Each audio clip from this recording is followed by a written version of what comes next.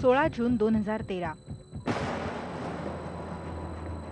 याच दिवशी उत्तराखंडमध्ये मृत्यू आणि विनाशाचं तांडव झालं। जवळपास 48 तास ढगफुटी, पूर आणि दरडीच्या रौद्र रूपात या देवभूमीवर नैसर्गिक आपत्ती कोसळत होती।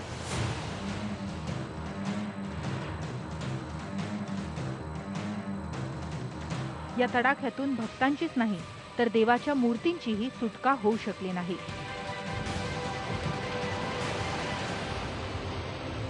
Flood fury in Uttarakhand, at least 30 people are killed. Close to 25,000 pilgrims are left stranded. या हिमालयन त्सुनामीमध्ये सर्वात जास्त म्हणजे 6000 यात्रेकरू केदार व्हॅलीमध्ये मृत्यू पावले।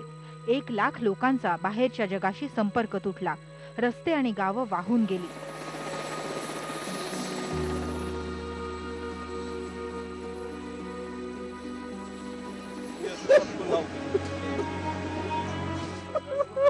भैया मौत से बच के आए, मौत से बदतर जीवन जिया है हमने 3 दिन।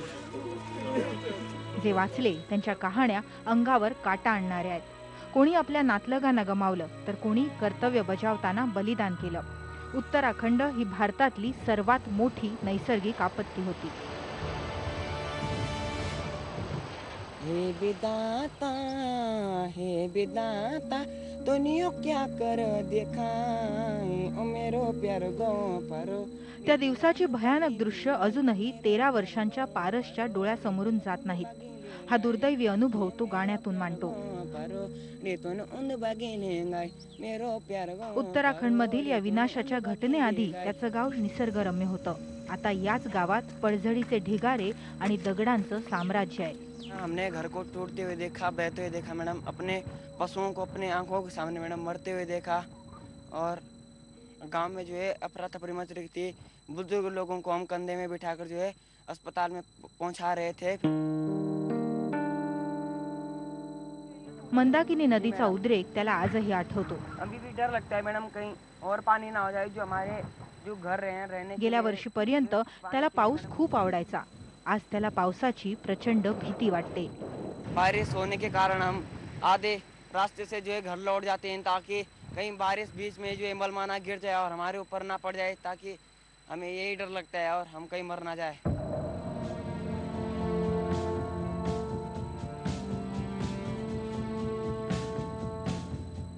मंदाकिनी नदीच्या पुरामध्ये केदारनाथ मंदिर उद्ध्वस्त झालं। आज केदारनाथच्या परिसरात काय परिस्थिती आहे हे पाहण्यासाठी CNN IBNची टीम ट्रेकिंग करत केदारनाथ मंदिरापर्यंत पोहोचली। वो मंजर आंखों के सामने घूमता है कि लोगों की मतलब जिंदा लोग लाशों में दफन होते जा रहे हैं।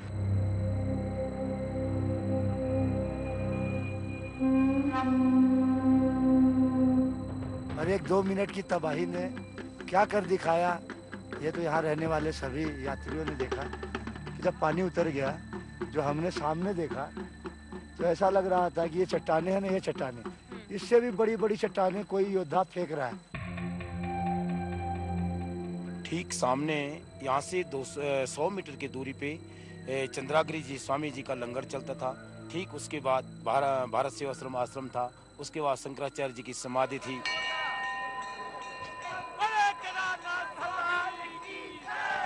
100 में से 20% यात्री आई इस बार। हमारे पे एक ही ऑप्शन है कि हमारे पास होटल बेचने के अलावा कोई भी ऑप्शन नहीं बचा हुआ है। हम ये चाह रहे हैं कि कोई अगर खरीदार हो तो हम होटल बेचें और बैंक से मुक्ति पाएं। ये स्थिति बनी हुई है।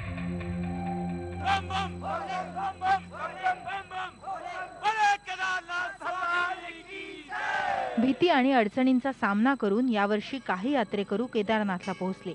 त्यासाठी त्यांना खडतर प्रवास करावा लागला। अनेक भाविक रात्रीचा मुक्काम करून ट्रेकिंग करत परतत होते। वो बाबा ही जानते हैं, वो 3 लोग के स्वामी हैं। हम लोग कुछ नहीं जानते, उन्होंने हमको बुलाया, हम चले आए। किस तरह का रास्ता है ऊपर आते वक्त? रास्ते उबड़ खाबड़, बहुत उबड़ खाबड़ है। तो बहुत दिक्कत है भी? बहुत दिक्कत आई। फिर भी आप लोग ऊपर चले आए? ऊपर चले आए, महाराज जी की कृपा से ऊपर ही आ गए। यात्रेकरूंची यात्रा नीट पार पडावी म्हणून स्थानिक मदत करतायत, तर स्वयंसेवक मोफत खाणं पुरवण्याबरोबरच राहण्याच्या व्यवस्थेसाठी पुढाकार घेतायत। हमारा गौरीकुंड, जंगल चट्टी, भीमबली, लिमचोली और केदारनाथ में हमारी कम से कम 2-2.5 हज़ार लोगों की रहने की व्यवस्था है। रहने की, खाने की, सोने के लिए और लाइट व्यवस्था भी अच्छी है। गेल्या वर्षीच्या घटनेनंतर रस्ते नव्याने बांधण्यात आले, पण केदारनाथ पर्यंत पोहोचणं अजूनही जिकिरीचं आहे. आम्ही श्रीनगर या गावात पोहोचलो. विध्वंसातून तयार झालेल्या एका प्रचंड ढिगाऱ्याने आमचं लक्ष वेधून घेतलं. ITIची बिल्डिंग अजूनही चिखल आणि गाळात रुतलेली होती. गेल्या वर्षी आमच्या एका सहकार्याने याच ठिकाणी भेट दिली होती. We are inside one of these mechanical workshops. Look at this fan. We are almost at the level of the fan. I can even hold it right now with my bare hands.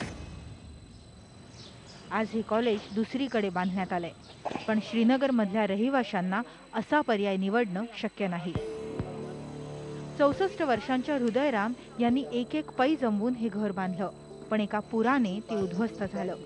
त्यातला चिखल काढण्यासाठी आणि घर पुन्हा बांधण्यासाठी त्यांना कित्येक महिने लागले, पण या व्यतिरिक्त आज त्यांच्याकडे काहीच नाही. सामान कुछ नहीं बचा. ये कपड़े जो हमारे शरीर में पहने यही सामान हमारे पास है और कुछ नहीं. जैसे जो मिट्टी घूमी हमारे यहाँ सब जीविके की मिट्टी है. ये बाकी आप देखेंगे ये मालू ढैया से नीचे ये मिट्टी नहीं है. इस SFB के इस ग्राउंड से ऊपर ये मिट्टी नहीं है. सारी इस जीविके की जो है सारी मिट्टी हमारे यहाँ पे घूमी जितनी भी है. Almost 80 households in Srinagar were covered with muck, which according to locals came from the dumping site of Alaknanda हायड्रोपावरच्या डम्पिंग झोन मधला सगळा गाळ 80 गावांमध्ये वाहून आला. संरक्षक भिंती कमकुवत असल्याने चिखल आणि कचऱ्याचा ढिगारा पाण्याबरोबर इथे आला. Most of Srinagar with this silt and debris. IIMचे माजी प्राध्यापक भारत झुंझुनवाला गेली 12 वर्ष अलकनंदा नदीच्या किनाऱ्याजवळ राहतात. त्यांनी बोलताना समस्येच्या मुळावरच घाव घातला. That is my tragedy, it's my sadness that either it is the state government or the Ministry of Environment, there is a total stonewalling of any dialogue with anybody except the hydropower companies. And that is why the only relief is we want people get it through the courts. अब हमारा एक address है ITI, near ITI. तो मैंने कहा हमारे address को भी क्यों छीन रहे हो? या विध्वंसाला हायड्रो इलेक्ट्रिक प्रोजेक्ट जबाबदार असून त्याची भरपाई देण्यात यावी अशी तक्रार प्रेमकला यांनी नॅशनल ग्रीन ट्रिब्युनलकडे केली आहे. ये सारा डैमेज जो है इस एरिया का वो कंपनी के द्वारा हुआ है. इस पर्यावरणीय दृष्टिकोण को इन्होंने जो उसको फॉलो नहीं किया, नियमों की अनदेखी की और उसका लॉस हमको हुआ है. साधे आणि देवभोळे असलेले गढवाली लोक निसर्गाच्या या आपत्तीचा संबंध दैवाशी जोडतात. गेल्या वर्षी निसर्गाचं हे संकट कोसळण्याआधी स्थानिक धारी देवीचं मंदिर दुसरीकडे हलवण्यात येणार होतं. त्याविरोधात स्थानिक महिलांनी आंदोलन केलं होतं. अलकनंदा नदीवर बांधण्यात येणाऱ्या धरणामुळे धारी देवीचं पुरातन मंदिर बुडीताखाली येणार होतं.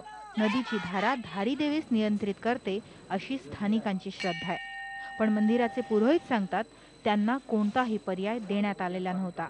पिछले साल जब बाढ़ आ गई उसमें हम लोगों को मजबूरन देवी को ऊपर लाना पड़ा, क्योंकि अगर हम नहीं लाते तो पूरी बाढ़ में सारा मंदिर जिस तरह से अभी आप देखेंगे नीचे कुछ नहीं बचा है, तो वैसे मूर्तियां भी नहीं बचती. ओम सिद्धम. अशा श्रद्धेच्या मुळाशी अनेकदा स्थानिक माहितीचा आधार असतो. तरीही उत्तराखंडमध्ये प्रमाणापेक्षा जास्त धरणं बांधली गेली याचा लेखाजोखा केला गेला पाहिजे असं म्हटलं जातंय. Firstly, we need to look at the total social impacts of the project, and that's not done till now. When they build these projects, they have these tunnels, and they have to blast their way through that tunnel, which leads to cracking of houses, which leads to landslides, which leads to drying up water sources. पण दुःखाचा डोंगर कोसळल्यावर अजूनही संघर्ष करणाऱ्याचं काय? जरूरत पड़ गई चाहे कोई चली जाए. गुप्तकाशीपासून काही किलोमीटरवर असणारं देवली हे गाव. मंदाकिनी नदीच्या पुरात या एकाच गावातले 55 जण वाहून गेले. केदारनाथ मंदिरात वसुंधरा देवींचे पती पुजारी होते. ज्या दिवशी पूर आला त्या दिवशी त्यांची दोन्ही मुलं देखील मंदिरात गेली होती. पती आणि मुलं असे तिघही पुरात वाहून गेले. वसुंधरा देवींना 15 लाख इतकी नुकसान भरपाई मिळाली, पण त्या पैशांना त्यांनी हातही लावलेला नाही. घरातलं देवघर गेल्या 17 जून पासून बंद आहे. खत्म तो हो गई जिंदगी, अब क्या जिंदगी नहीं, अंधकार की जिंदगी है. क्यों ऐसा बोलते हैं? क्या करना था, सब कुछ चले गया. उखी मठाच्या अगस्त्यमुनी परिसरात आम्ही शंभू भट यांना भेटलो. ते आम्हाला त्यांच्या पुनर्वसनाच्या घरात घेऊन गेले. तिथे वीज नाही की पाणी नाही, अशा ठिकाणी राहणं कठीण आहे. बच्चे अकेले, जंगली जानवरों का डर, बिना बिजली के बच्चे पढ़ाई कर रहे हैं. गर्मियों का मौसम है. उस घर के पास में जो घर दिख रहा है, शंभू यांचं घर डोंगर चढावर होतं. पूर आला तेव्हा त्यांची पत्नी आणि मुलं कसे बसे वाचले, पण घर वाहून गेलं. काहीच शिल्लक राहिलं नाही. मुलगा पीयूष गेल्या वर्षी 10वीत होता. त्याला डॉक्टर बनायचं आहे. 1 महीने बाद आए, तब भी यहाँ डॉक्टर यहाँ गांव-गांव में जा रहे थे, तो मुझे लगा क्या पता कहीं फिर ना आ जाए मैं डॉक्टर, फिर यही तरी मैं भी लोगों की मदद करूंगा. ज्यांची घरं पूर्णतः उद्ध्वस्त झाली अशा कुटुंबांना प्रत्येकी 2 लाख रुपये देण्याचं आश्वासन सरकारने दिलं होतं. याशिवाय घर बांधण्यासाठी जागतिक बँकेकडून 5 लाख इतकं अतिरिक्त अनुदानही निश्चित करण्यात आलं. पण त्यासाठी स्वतःची जमीन असायला हवी अशी अट आहे. पण शंभू यांच्यासारख्या अनेक गावकऱ्यांकडे स्वतःची जमीनच नाही. जब जमीन ही नहीं है तो घर कहाँ से बनाएंगे फिर? जमीन तो है ही नहीं, जमीन जो थी वो सब बह गई है, और जमीन का तो हर घर का तक जो है मुआवजा नहीं मिल पाया है. जानवरों का खतरा है, बाहर आए तो जंगली जानवरों का है, अंदर रहे तो सांप सूंप भी चुका, क्योंकि अब दीवारें सब फट चुकी हैं. पवित्र देवी यांच्याकडे जुन्याच पडक्या घरात राहण्याशिवाय पर्याय नाही. कधीही कोसळेल अशी त्यांच्या घराची परिस्थिती आहे. जगह जगह फिर रहे हैं, डीएम के पास चले गए, एसडीएम साहब के पास चले गए और तहसीलदार साहब के पास गए. वो भी कह रहे हैं देखेंगे देखेंगे. तो अब देखो ऐसे से में 2 बच्चे भटक रहे हैं. गवर्नमेंट ने क्या दिया? गवर्नमेंट ने कुछ भी नहीं दिया. काही कुटुंबांना नुकसान भरपाई मिळाली आहे, पण पवित्र देवी आणि त्यांच्या पतीला सरकारकडून काहीच मिळालं नाही. त्याचं कारणही त्यांना कळलेलं नाही. 5 लाख प्लस 25,000. स्थानिक तहसीलदारांच्या म्हणण्यानुसार नुकसान भरपाईत काही त्रुटी आहेत. मैं मानता हूँ इसमें 99% हमने करीब सैचुरेट कर दिया है. हो सकता है कोई 1% कोई केस रह गया हो तो उसको हम डिनाई नहीं कर सकते. पानी आया, मकान चला गया था तो भाग गए थे. घर आणि रोजगाराची साधनं वाहून गेलेले लोक या सरकारी अनास्थेचा बळी ठरलेत. महेंद्रसिंग रमोला इथे 3 गेस्ट हाऊस चालवायचे. आज त्यांचं नामोनिशाणही नाही. एक समय में मैं 1 करोड़पति हुआ करता था और आज इस समय इस स्थिति में हूँ, आज करोड़पति हूँ.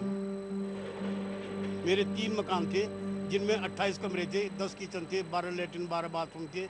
और आज मतलब यह है कि इस स्थिति में हूँ कि मेरे पास सिर्फ 1 कमीज और 1 पजामा के अलावा बाकी कुछ नहीं बचा हुआ है.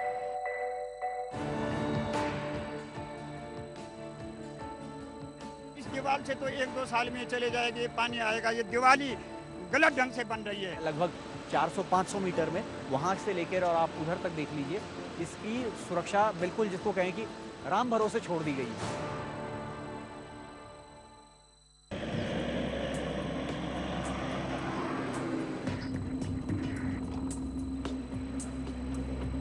आम्ही एका गावातून दुसऱ्या गावात प्रवास करत होतो.